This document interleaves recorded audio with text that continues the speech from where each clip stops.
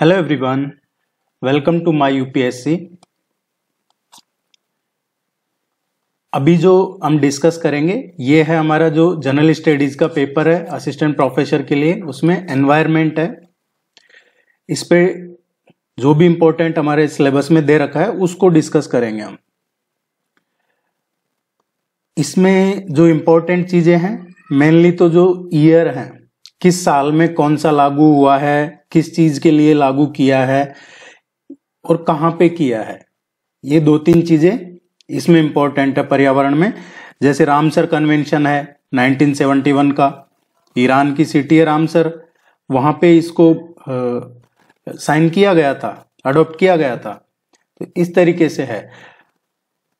Otherwise वैसे हम इस पे क्वेश्चन भी कर चुके हैं काफी, लेकिन एक सेपरेट पूरा डेडिकेटेड टेस्ट इसी पे करेंगे हम, और उसमें पूरे क्वेश्चन इससे जो भी पॉसिबल करंट अफेयर्स के और जो हमारे सिलेबस में दे रखे हैं स्टैटिक पोर्शन के, दोनों एक साथ जितना सफिशिएंट होगा वो हम एक सेपरेट टेस्ट इसी पे करवाएंगे आपको। जिन्होंने टेस्ट सीरीज ज्वाइन कर रखा है आपको ये भेज दिया जाएगा आपके ईमेल पे, और जिन्होंने ज्वाइन नहीं कर रखा है वेबसाइट विजिट कर लीजिएगा myupsc.in, या इस नंबर पे कांटेक्ट करके भी आप टेस्ट सीरीज ज्वाइन कर सकते हैं। वैसे टेस्ट सीरीज का लिंक आपको सभी वीडियोस के नीचे डिस्क्रिप्शन में और कमेंट सेक्शन में मिल जाएगा। अभी 30% का ऑफर रखा हुआ है तो वो मिल जाएगा आपको 30% डिस्काउंट। Let's begin. अंतरराष्ट्रीय सम्मेलन और भारत का पर्यावरणीय कानून, ये हमारे एनवायरनमेंट का ही टॉपिक है। स्टॉकहोम सम्मेलन है। स्टॉकहोम सम्मेलन अंतरराष्ट्रीय पर्यावरण चेतना एवं पर्यावरण आंदोलन के प्रारंभिक सम्मेलन के रूप में 1972 में 1972 में संयुक्त राष्ट्र संघ ने स्टॉकहोम कहाँ है, स्वीडन में, दुनिया के सभी देशों का ये पहला पर्यावरण सम्मेलन आयोजित किया था। और इस सम्मेलन में 119 देशों ने भाग लिया था और एक ही धरती के सिद्धांत को सर्वमान्य तरीके से मान्यता दी गई थी। तो इसमें इंपॉर्टेंट क्या है, स्टॉकहोम सम्मेलन स्वीडन में 1972 में, और 119 देशों ने इसमें शामिल भाग लिया था। इसमें संयुक्त राष्ट्र पर्यावरण जो कार्यक्रम है, संयुक्त राष्ट्र पर्यावरण कार्यक्रम 1972 का ही है। ये भी स्टॉकहोम सम्मेलन के टाइम पे ही 1972 में संयुक्त राष्ट्र पर्यावरण कार्यक्रम का इसका भी शुभारंभ हुआ था। संयुक्त राष्ट्र पर्यावरण कार्यक्रम, ये इसका मुख्यालय कहाँ पे है, जो यूनाइटेड नेशंस एनवायरनमेंट प्रोग्राम है, इसका मुख्यालय ये केनिया में है, और केनिया की राजधानी नैरोबी में है। ये जलवायु परिवर्तन एवं अंतर सरकारी पैनल IPCC है। ये जलवायु परिवर्तन के आकलन के लिए inter governmental panel on climate change, ये IPCC क्या है, inter governmental panel on climate change, अग्रणी अंतरराष्ट्रीय निकाय है। और इसकी स्थापना संयुक्त राष्ट्र पर्यावरण कार्यक्रम, जो अभी 1972 का हमने ऊपर पढ़ा, ये और विश्व मौसम विज्ञान संगठन WMO द्वारा 1988 में संयुक्त रूप से की गई थी। तो IPCC है, इसकी स्थापना किसने की थी, UNEP, और WMO द्वारा 1988 में इसकी संयुक्त रूप से इस निकाय की इसका गठन किया गया था। इसका उद्देश्य क्या है, वर्तमान परिदृश्य और भविष्य में पर्यावरण, आजीविका, अर्थशास्त्र और जलवायु परिवर्तन के कारण होने वाले जो प्रभाव हैं उनको देखना IPCC का काम है। तो ये इंपॉर्टेंट ध्यान रखना आपको। दोनों ने मिलकर और इसका गठन किया। पृथ्वी सम्मेलन, अर्थ समिट 1992, इसका क्वेश्चन एग्जाम में पूछ लिया जाता है। अर्थ समिट है 1992, इसकी जो पृष्ठभूमि है वो जो 1972 में स्टॉकहोम में आयोजित हुआ था, मानवीय पर्यावरण एवं संयुक्त राष्ट्र सम्मेलन 1972 का, the 1972 United Nations conference on human environment, इसी में ही इसकी पृष्ठभूमि, इसकी रूपरेखा तैयार कर ली गई थी।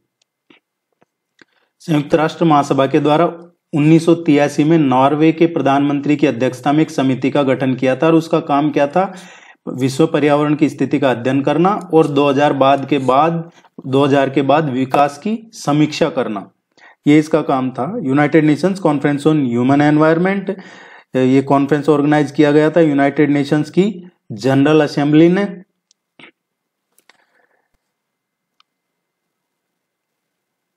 एजेंडा 21 पर्यावरण एवं विकास के संदर्भ में एक अंतर्राष्ट्रीय दस्तावेज है। ये किसके लिए एजेंडा 21? पर्यावरण और विकास के संदर्भ में, और इसमें जो उपस्थित थे सभी 122 देशों के प्रतिनिधियों ने इसको सर्वसम्मति से स्वीकार किया गया था। लेकिन इसकी एक इंपॉर्टेंट चीज है जो कई बार एग्जाम में पूछ ली जाती है, एजेंडा 21 ये बाध्यकारी नहीं है, इसको मानना बाध्यकारी नहीं है, फिर भी जो राष्ट्र हैं इसके सिग्नेटरी उनसे अपेक्षा की जाती है कि वो इसको माने, लेकिन ये बाध्यकारी नहीं है। रियो घोषणा या पृथ्वी चार्टर को अपनाया जाना पृथ्वी शिखर सम्मेलन की एक महत्वपूर्ण उपलब्धि थी। रियो सम्मेलन के दौरान जो धनी विकसित देश हैं यानी कि जो नदर्न हेमिस्फीयर और गरीब एवं विकासशील देशों के पर्यावरण के मुद्दे पर मतभेद भी सामने आए थे। इसमें रियो घोषणा में विकसित एवं विकासशील देशों के लिए पर्यावरण को लेकर अपनाए जाने वाली नीतियों में मतभेद भी थे इसमें। और रियो घोषणा पत्र 27 प्रिंसिपल्स पे आधारित था और इसके 2 सब्जेक्ट थे, पर्यावरण और उसकी स्थायित्व क्षमता का ह्रास और दीर्घकालीन आर्थिक प्रगति एवं पर्यावरण सुरक्षा की अंतर्निर्भरता। ये रियो घोषणा के जो 27 प्रिंसिपल थे, 27 सिद्धांत, उनमें 2 प्रमुख सब्जेक्ट ये थे। Convention on biological diversity CBD, जैव विविधता पे ये अंतरराष्ट्रीय कन्वेंशन की स्थापना 1992 में की गई थी रियो डी जेनेरियो ब्राजील में पृथ्वी शिखर सम्मेलन के दौरान ही इसकी स्थापना हुई थी। तो जो पृथ्वी शिखर सम्मेलन हुआ था उसी में इसकी स्थापना की गई थी। कन्वेंशन ऑन बायोलॉजिकल डाइवर्सिटी, जैव विविधता पे अंतरराष्ट्रीय कन्वेंशन, इसकी स्थापना रियो डी जेनेरियो ब्राजील में पृथ्वी शिखर सम्मेलन के टाइम पे हुई थी इसकी। और इसमें 193 जो गवर्नमेंट्स थी उनके द्वारा इस पर हस्ताक्षर किए गए थे। और भारत इस संधि का एक पक्षकार देश है, भारत इसका पक्षकार है। कार्टेजेना प्रोटोकॉल 2000 में जैव विविधता पर बुलाए गए कन्वेंशन में कार्टेजेना प्रोटोकॉल को स्वीकार किया गया था। तो जैव विविधता पे जो कन्वेंशन बुलाया था 2000 में, उसमें इसको स्वीकार किया गया था। और ये लागू कब हुआ है? कार्टेजेना प्रोटोकॉल 11 सितंबर 2003 से लागू किया गया है। इस प्रोटोकॉल के तहत आधुनिक जैव प्रौद्योगिकियों के परिणाम स्वरूप उत्पन्न हुए जो भी लिविंग मॉडिफाइड ऑर्गेनिज्म है, LMOs, उनको सुरक्षित हैंडलिंग, उनका परिवहन, उपयोग सुनिश्चित करना और जिससे जैव विविधता एवं मानव स्वास्थ्य पे प्रतिकूल प्रभाव नहीं पड़े, यह है कार्टेजेना प्रोटोकॉल। इसका ध्यान रखिएगा, 11 सितंबर 2003 को इसको ये लागू हुआ था। नगोया प्रोटोकॉल है, आनुवंशिक संसाधनों तक सभी देशों की पहुंच एवं लाभ है उसमें साझेदारी के लिए नगोया प्रोटोकॉल को अपनाया गया था। इस प्रोटोकॉल को, नगोया कहाँ है? जापान के नगोया में आयोजित हुआ था जैव विविधता, उसमें इसको अंगीकार किया गया था। और ये जापान में जो हुआ था 2010 में, ये COP10 था, कॉन्फ्रेंस ऑफ पार्टीज, ये 2010 में था। इसमें इसको नगोया प्रोटोकॉल लागू कब हुआ है? 12 अक्टूबर 2014 से प्रभावी हुआ है और भारत इसका एक सिग्नेटरी है। देखिए, इसका तो पक्षकार है, जो कन्वेंशन ऑन बायोलॉजिकल डाइवर्सिटी है, जैव विविधता पे अंतरराष्ट्रीय कन्वेंशन, भारत इस संधि का एक पक्षकार देश है। लेकिन नगोया प्रोटोकॉल है, उसका सिग्नेटरी मेंबर है, भारत इसका हस्ताक्षर करता है। नगोया प्रोटोकॉल के साथ साथ इस सम्मेलन में जैव विविधता पर दबाव को कम करने और इससे जो भी बेनिफिट है उनको सभी में समान रूप से बांटने के लिए ये स्वीकार किया गया था। नगोया प्रोटोकॉल जापान में हुआ था ये। भारत के पर्यावरण कानून, अब इसमें आपको सिंपली क्या ध्यान रखना है? सिर्फ ये ईयर ध्यान रखनी है, साल। जल प्रदूषण को रोकने के लिए जल प्रदूषण और नियंत्रण अधिनियम 1977, और इसको राष्ट्रपति ने मंजूरी कब दी है? दिसंबर 1977 में। वायु प्रदूषण एवं नियंत्रण अधिनियम 1981। कई बार ये डायरेक्ट पूछ लिया जाता है या कई बार आपको मैचिंग में दे दिया जाएगा, जल प्रदूषण अधिनियम, फिर दूसरी साइड ये ईयर लिख दी जाएंगी, साल। वायु प्रदूषण एवं नियंत्रण अधिनियम है 1981 का। ये जो औद्योगिकीकरण बढ़ा उसकी वजह से पर्यावरण में निरंतर जो एयर पोल्यूशन हो रहा है उसकी रोकने के लिए ये लाया गया है, यह अधिनियम वायु की गुणवत्ता या वायु प्रदूषण को कंट्रोल करने के लिए। 29 मार्च 1981 को प्रेरित हुआ और ये लागू कब हुआ? 16 मई 1987 को ये लागू हुआ था, वायु प्रदूषण एवं नियंत्रण अधिनियम 1981। वन्य जीव संरक्षण अधिनियम, ये सबसे ज्यादा बार पूछा जाता है एग्जाम में। 1952 में भारतीय वन्य जीव बोर्ड का गठन किया गया था 1952 में, और इस बोर्ड के अंतर्गत वन्य जीव पार्क और अभ्यारण्य बनाए गए। 1972 में भारतीय वन्य जीव संरक्षण अधिनियम पारित किया गया और इसमें जो भारतीय जीव जंतु या वनस्पति के समाप्त होने का खतरा है या जो खतरे में पड़ी हुई प्रजातियां हैं उनका अंतरराष्ट्रीय व्यापार संबंधी समझौते का भी 1976 में सदस्य बना था। तो इसमें आपको ध्यान रखना है वन्यजीव संरक्षण अधिनियम 1972 का है, लेकिन देखिए अगर सिंह के संरक्षण के लिए पूछा जाता है 1972, बाघ के संरक्षण के लिए 1973, मगरमच्छ के संरक्षण के लिए 1984, और ये 84 में ही भूरे हिरण के रंग के हिरण के लिए ऐसी परियोजना चलाई थी। तो ये साल जरूर ध्यान रखिएगा। वन संरक्षण अधिनियम, ये वन संरक्षण अधिनियम है 1980 का। भारत सरकार ने वनों के संरक्षण के लिए और वनों के विकास के लिए 1980 में इसको पारित किया गया था। नॉइज पॉल्यूशन का है, ध्वनि प्रदूषण नियंत्रण कानून, ये 1981 का ही है।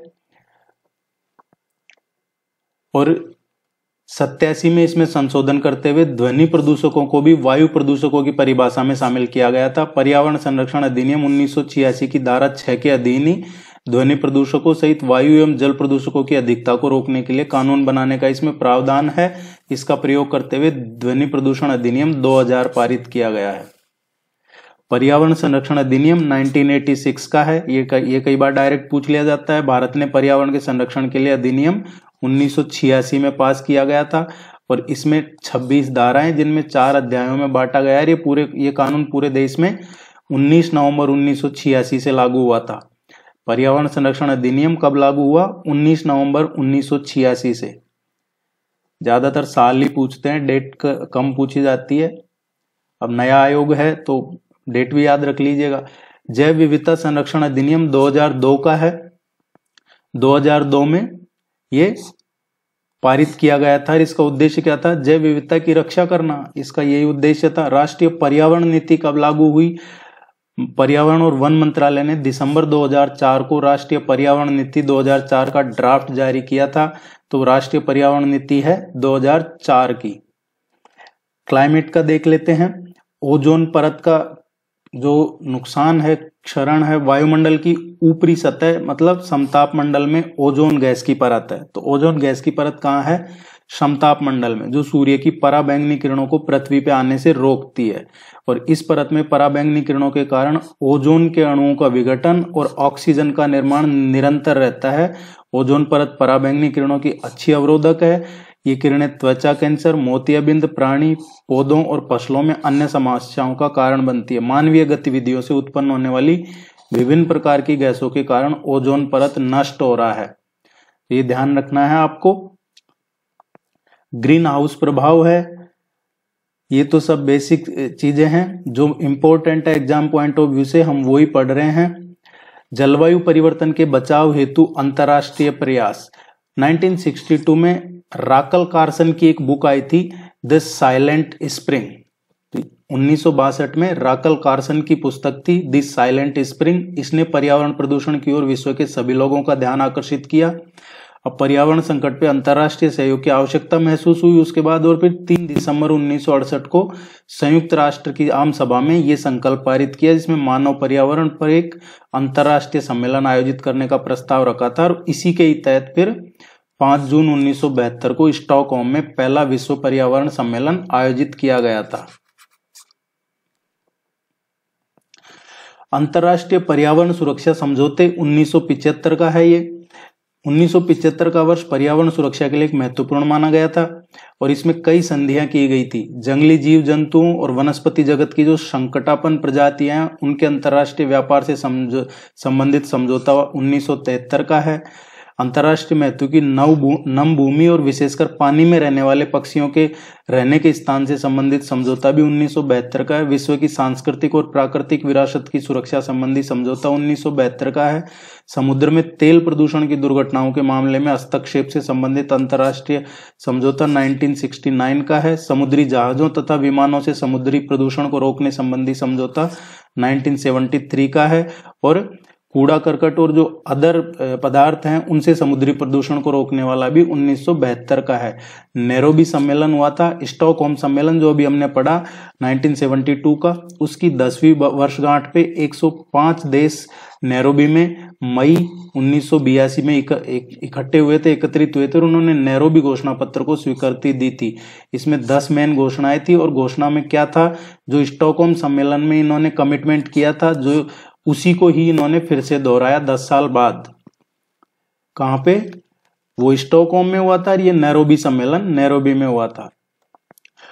मॉन्ट्रियल ओजोन परत संरक्षण संधि है 1987 की। ओजोन परत जो सूर्य की पराबैंगनी किरणों से हमारी रक्षा करती है। 1985 में अंटार्कटिका के ऊपर ओजोन छिद्र की खोज से प्रमाणित हुआ था ये कि ओजोन परत की रक्षा के लिए 1985 में वियना ओजोन परत संरक्षण समझौता हुआ, लेकिन इसके प्रावधानों को लागू करने के लिए कोई समय सीमा नहीं तय की जा सकी थी।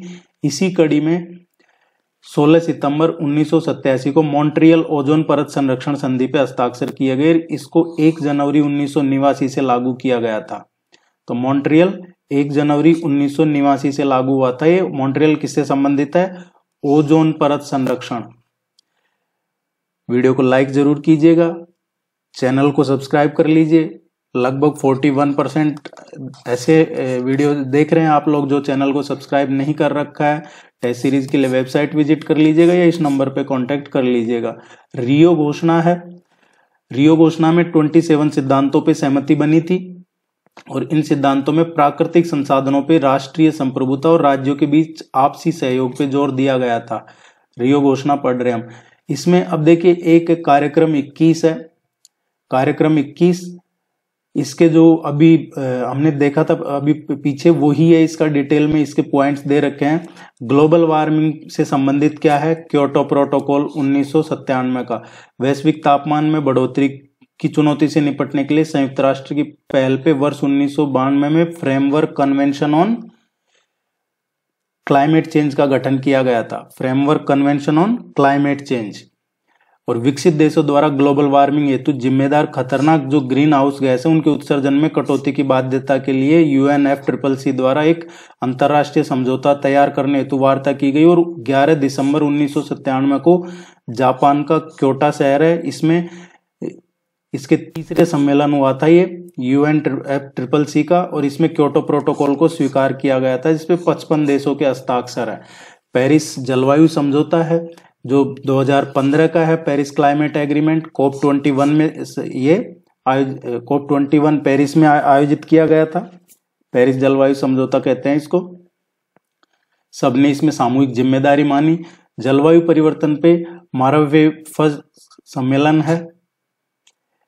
पेरिस समझौतों को क्रियान्वयन हेतु मजबूत नींव बनाने की आवश्यकता होगी और इस समझौते के लिए मार्कस में 7 से 18 नवंबर 2016 के बीच इसको मार्कस सम्मेलन कहा जाता है। जलवायु परिवर्तन से संबंधित है मार्कस और 2016 का है। ये कुछ इसके पॉइंट्स है जो इतना डिटेल में एग्जाम में नहीं पूछा जाएगा। बायोडायवर्सिटी है। बायोडायवर्सिटी के मेनली 3 टाइप्स हैं। एक तो स्पेसीज से लेके एक इकोलॉजी और एक जेनेटिक। देखिए स्पेसीज में क्या होता है, प्रजाति जीवों का एक ऐसा समूह जिसमें एक समान जीन समूह पाए जाते हैं। स्पीसीज डाइवर्सिटी में जिनके जीन एक समान है, एक प्रजाति के जीव एक दूसरे से अत्यधिक समानता रखते हैं।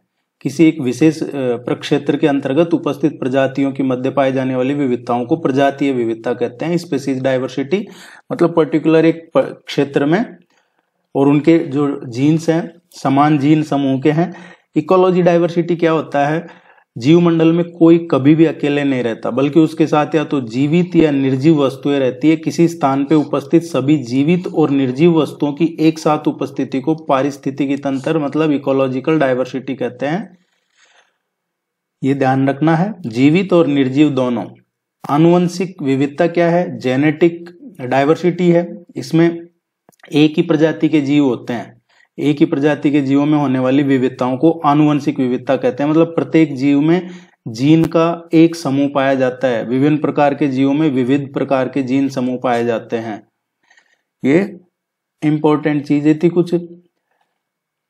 जैव विविधता हॉटस्पॉट क्षेत्र की बात करें, पश्चिमी घाट और इंडो बर्मा जिसको ईस्टर्न हिमालय भी कहते हैं। पश्चिमी घाट सह्याद्री पहाड़ियों के नाम से जाना जाता है, हमने ज्योग्राफी में पढ़ा है। उत्तर से दक्षिण तक चलने वाली ये पर्वत श्रृंखला है और पश्चिम में अरब सागर से अलग है। ये पूर्व में शुष्क डेक्कन पठार और विंध्य सतपुड़ा उत्तर है इसके। ये तो हमने डिटेल में पढ़ लिया है। कई प्रकार की प्रजातियां हैं, लेकिन मेन यही ध्यान रखना है, भारत में जैव विविधता हॉटस्पॉट क्षेत्र वेस्टर्न घाट और ईस्टर्न हिमालय या इंडो वर्मा क्षेत्र है।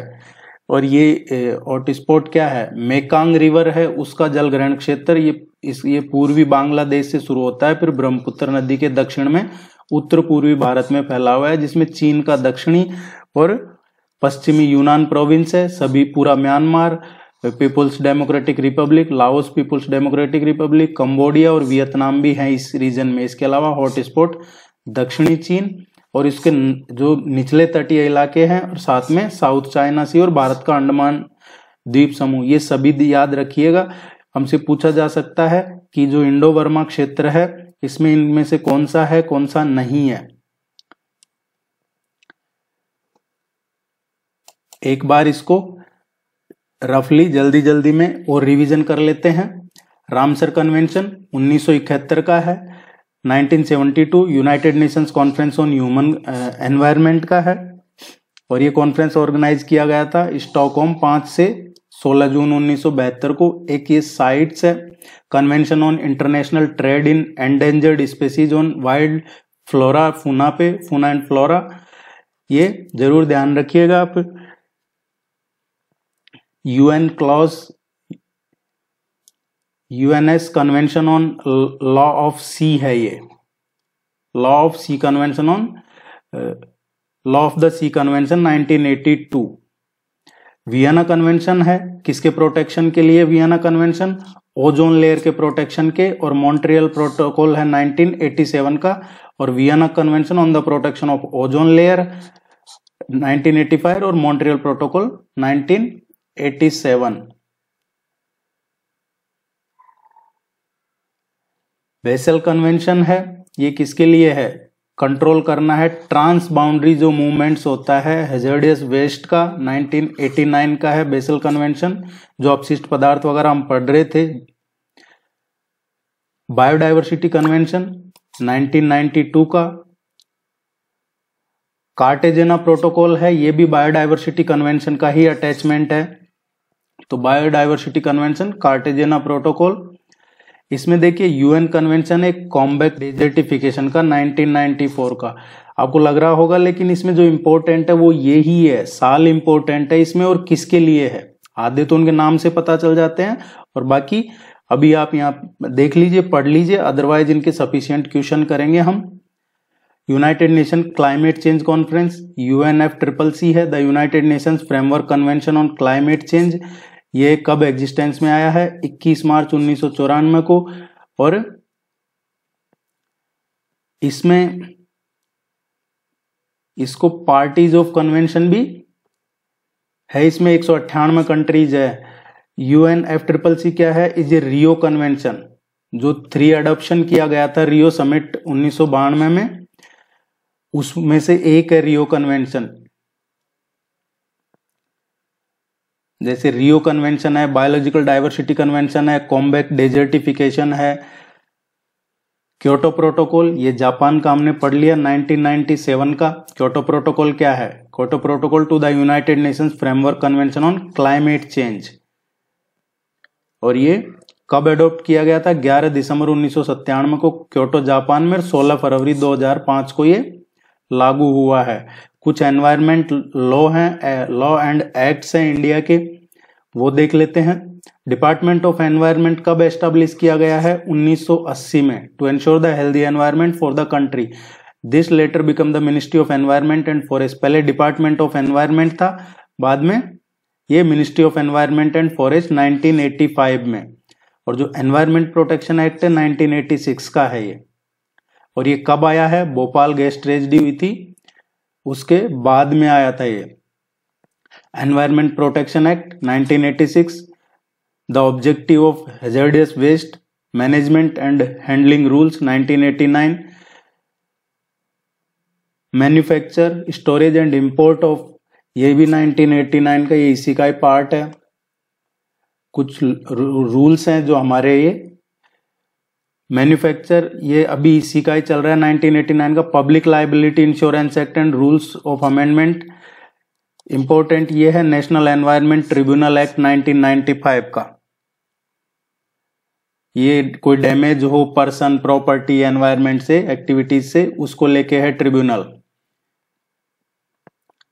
बायोमेडिकल वेस्ट रूल ये 1998 का है।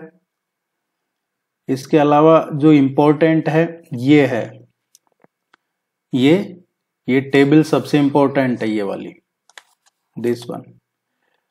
वाइल्ड लाइफ प्रोटेक्शन एक्ट 1972 का, water prevention and control of pollution 1974 का है, फॉरेस्ट कंजर्वेशन एक्ट 1980 का है, air prevention and control of pollution act 1981 का है, एनवायरमेंट प्रोटेक्शन एक्ट 1986 का है, हैजार्डियस वेस्ट का 1989 का है, पब्लिक लायबिलिटी इंश्योरेंस एक्ट 1991 का है, एनवायरमेंटल इम्पैक्ट असेसमेंट नोटिफिकेशन 1994 का है, नेशनल एनवायरनमेंट ट्रिब्यूनल है ये 95 का है, national environmental affiliate authority act है 1997 का है, बायोलॉजिकल डाइवर्सिटी एक्ट 2002 का है, एनवायरमेंटल इम्पैक्ट असेसमेंट नोटिफिकेशन 2006 का है, और ये green tribunal, national green tribunal 2010 का है। इसमें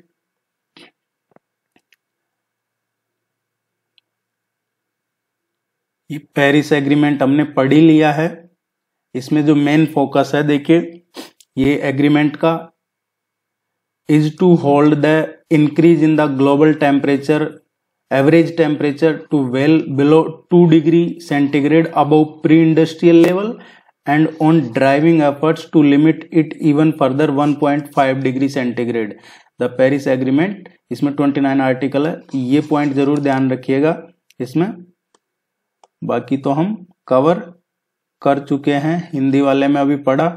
ये थोड़ा सा ये बायोडाइवर्सिटी का देख लीजिएगा, इन सीटू और एक्स सीटू। इन सीटू में क्या है, national park, biosphere reserve, lake, forest. Ex situ में क्या आ जाता है, जो जोन्स हैं, जू है, बॉटनिकल गार्डन, ये इस तरीके के आ जाते हैं। ये कई बार पूछ लिया जाता है इनमें से इन सीटू और एक्स सीटू का एग्जाम्पल कौन सा इन सीटू में है, कौन सा एक्स सीटू में है। इस पे क्वेश्चन सफिशिएंट अभी हम डिस्कस करेंगे। उम्मीद है ये आपको यूजफुल लगेगा। फिर से इसमें यही इंपॉर्टेंट है, कौन सा किस चीज के लिए है, कौन सा किस चीज के लिए बनाया गया है, बस ये सबसे इंपॉर्टेंट है। और कौन से साल में लागू हुआ है, किस साल में लागू हुआ है और किस चीज के लिए बनाया गया है, ये सबसे इंपॉर्टेंट है, ये ध्यान रखना है। वीडियो को लाइक कर लीजिएगा, चैनल को सब्सक्राइब कर लीजिए, और टेस्ट सीरीज के लिए इस नंबर पे कांटेक्ट कर लीजिएगा। अगर कुछ भी नहीं पढ़ा है तो कम से कम जो टेस्ट सीरीज में पीडीएफ प्रोवाइड करवाए हैं आपको, वो पढ़ लीजिएगा, ताकि कम से कम 20 के आसपास तो आप वहां से कर लेंगे। Thank you.